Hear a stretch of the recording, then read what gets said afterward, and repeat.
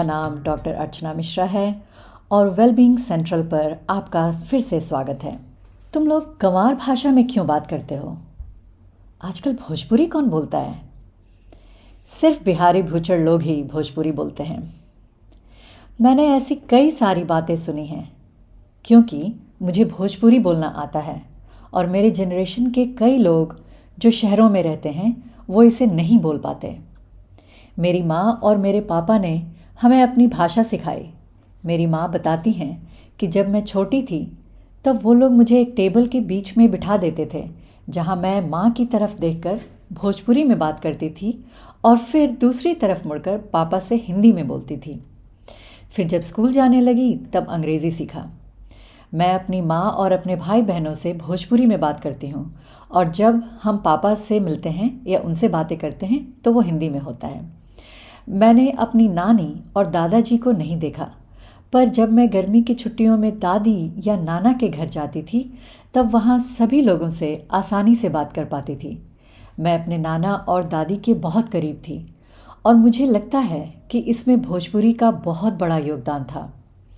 मेरे पापा माँ का यह मानना है कि अपनी भाषा बोलना अपनी सांस्कृतिक पहचान का अहम हिस्सा है। इसलिए जब हमारे दोस्त या रिश्तेदार भोजपुरी बोलने के कारण हमारा मजाक उड़ाते थे तब हमें समझाया जाता था कि उन लोगों की बातों से हमें विचलित होने की कोई ज़रूरत नहीं है। चाहे कुछ भी हो, हमें अपनी मातृभाषा का सम्मान करना है और उसे बोलने में संकोच नहीं करना। जैसा कि मैंने पहले एपिसोड में बताया था, हमारी सांस्कृतिक पहचान एक अच्छी ज़िंदगी के लिए बहुत ज़रूरी है और अब यह बात मुझे ज़्यादा अच्छे से समझ में आ रही है। मेरे दोनों बच्चे इंडिया से बाहर पले बढ़े हैं, इसलिए मैंने और मेरे हस्बैंड ने ये ख़ास ध्यान रखा कि हम उनसे हमेशा हिंदी में ही बात करें, लेकिन हम उन लोगों को भोजपुरी नहीं सिखा पाए। वैसे तो मैं और मेरे हस्बैंड दोनों भोजपुरी बोलना जानते हैं, पर हमने कभी आपस में इस भाषा में बात नहीं की, इसलिए बच्चों को भोजपुरी सिखाने में शायद ज़्यादा मेहनत लगती और हमने वो मेहनत नहीं की जो हमारे पेरेंट्स ने की थी। हमारे पूर्वजों ने जिस भाषा को हज़ारों सालों तक बोला और फिर हमारे माता पिता ने हमें वो सौगात में दी, उसे हमने अपने बच्चों तक नहीं पहुंचाया। अपनी संस्कृति और परंपरा की अच्छी बातों को अगली पीढ़ी तक पहुंचाना हमारा कर्तव्य होता है, पर हम इसे पूरी तरह से नहीं निभा पाए। ये बात सिर्फ भोजपुरी की नहीं है।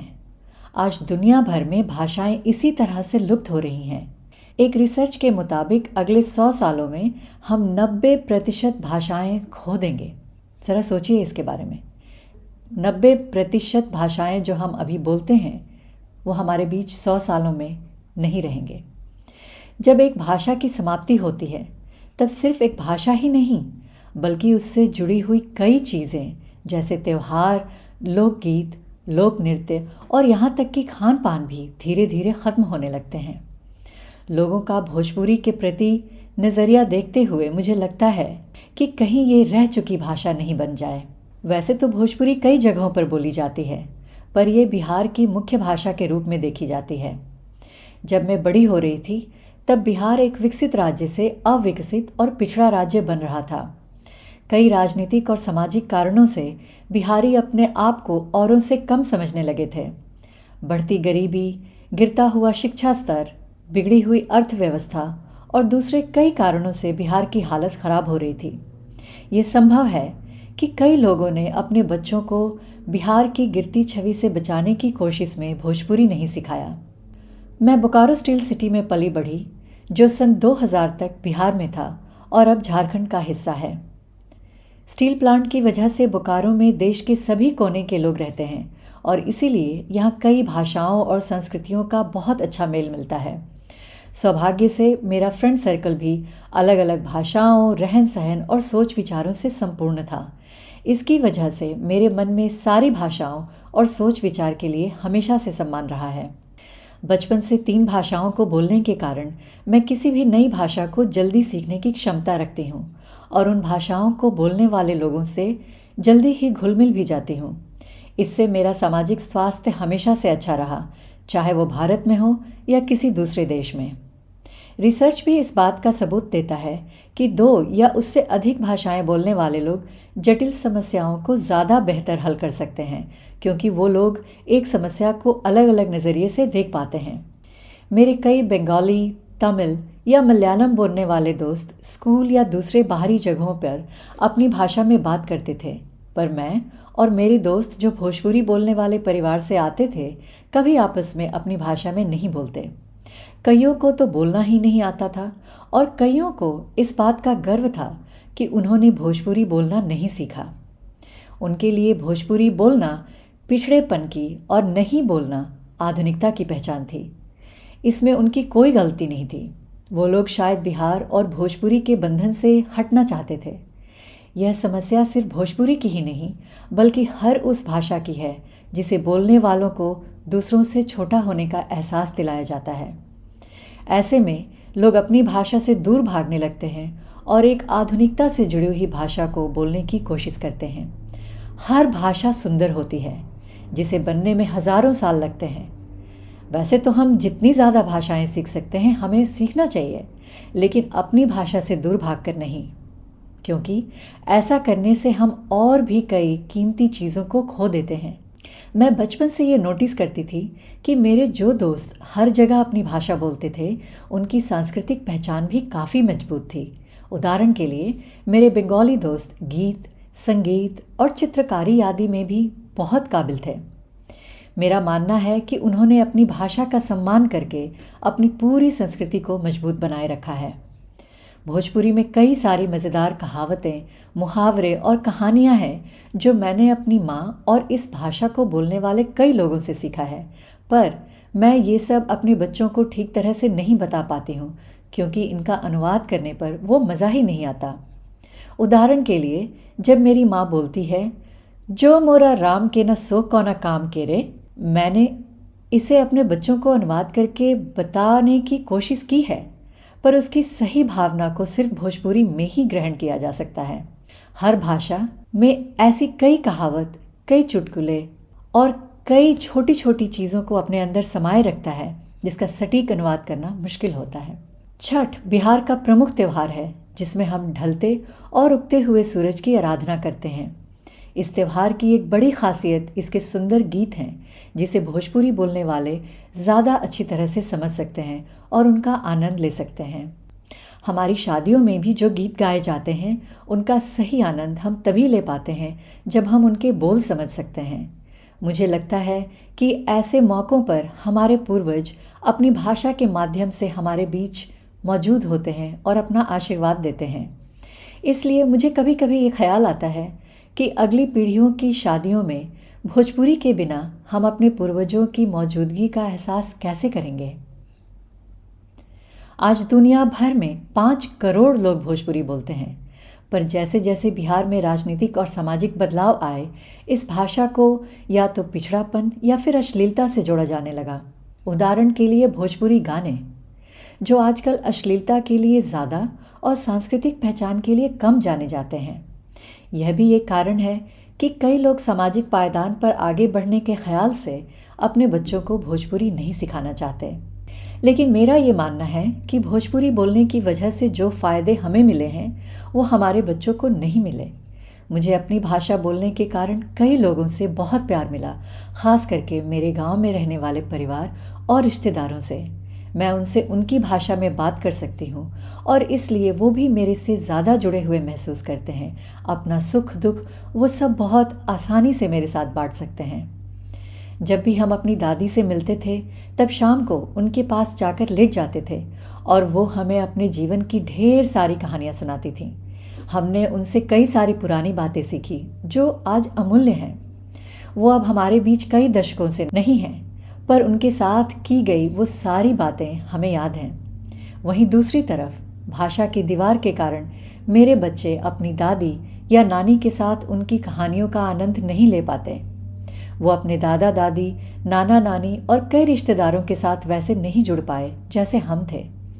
उनके साथ उनकी भाषा में हंसी मजाक, पुरानी कहानियाँ, मुहावरे या चुटकुले नहीं शेयर कर पाते और इसलिए उनकी आपस में बातें एक बेसिक लेवल पर ही रहती हैं। हालांकि हमारे बच्चों ने हमें भोजपुरी का सम्मान करते हुए देखा है, इसलिए वो भी इसे अच्छी निगाह से देखते हैं और ख़ुद सीखना चाहते हैं। इसलिए ये संभव है कि एक दिन हम सब आपस में भोजपुरी बोल पाएंगे, जैसे हम अपने बचपन में अपने परिवार के साथ बोलते थे। ऑस्ट्रेलिया में मेरी एक बहुत करीबी फ्रेंड है जिसकी मातृभाषा फ्रेंच है। कई बार हम एक दूसरे को कुछ बताना चाहते हैं जो सिर्फ फ्रेंच या हिंदी में ही अच्छे से बताई जा सकती है। ऐसे में हम दोनों विश करते हैं कि काश मैं फ्रेंच बोल पाती या वो हिंदी या भोजपुरी। भाषाओं की शक्ति का हमें फिर से एहसास हुआ जब मेरी बड़ी बेटी स्पेन गई और वहाँ पर एक प्राइमरी स्कूल में कुछ दिनों तक काम किया।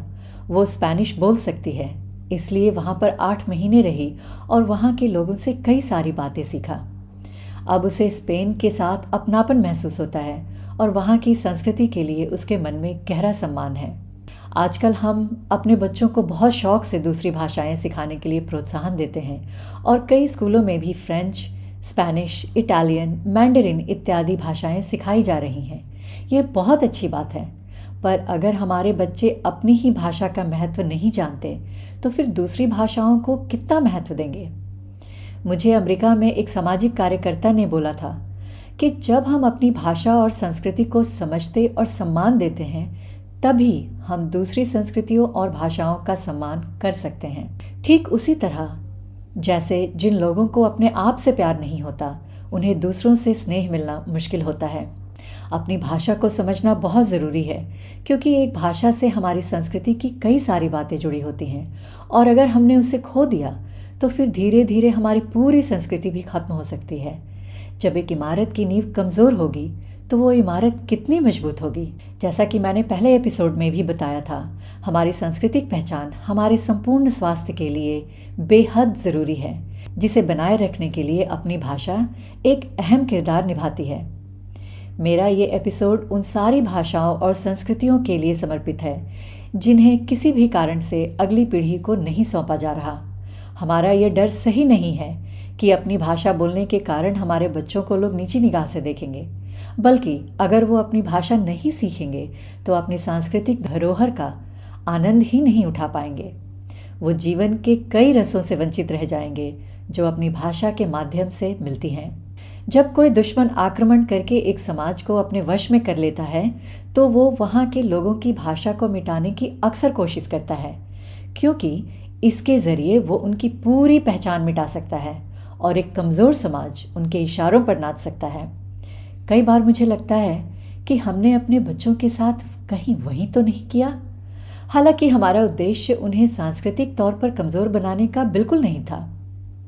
मैं सोचती हूँ कि जब हमने कई सारी भाषाओं, संस्कृतियों और परंपराओं से बने हुए एक बड़े और खूबसूरत गुलदस्ते का आनंद उठाया है, तो क्या यह हमारी जिम्मेदारी नहीं कि हम उस गुलदस्ते को ठीक उसी तरह से नई पीढ़ी को सौंपें? सिर्फ 1 या 2 फूल वाला गुलदस्ता कैसा लगेगा? जब मैंने इन सब बातों को अच्छे से समझा तब मेरी अपने माँ और पापा के लिए एक नई रिस्पेक्ट बनी और इस पॉडकास्ट के जरिए मैं उनसे ये कहना चाहूँगी, हमनी के भोजपुरी सिखा के रवा लोग बहुत उपकार कैले बानी जा। ई तोहफा देवे खातिर बहुत बहुत धन्यवाद। क्या आपको भी अपने माता पिता को अपनी भाषा सिखाने के लिए धन्यवाद देना है, या फिर आप भी सोच रहे हैं कि अपने बच्चों को ये तोहफा कैसे दें? अगर हाँ, तो आपने किसी भी सवाल और सुझाव के साथ मुझे मेरी वेबसाइट wellbeingcentral.org पर संपर्क करें। अब मैं आप सभी को इस बात पर गौर करने के लिए आमंत्रित करती हूँ कि जब भी हम किसी भाषा या बोली का मजाक उड़ाते हैं तब हम जाने अनजाने में एक पूरी संस्कृति को मिटाने में अपना योगदान देते हैं। इसी विचार के साथ मैं ये एपिसोड क्लोज़ करती हूँ। अगले एपिसोड का इंतज़ार करें और तब तक के लिए आइए वेलबींग सेंट्रल की तरफ एक और कदम बढ़ाएं एक साथ।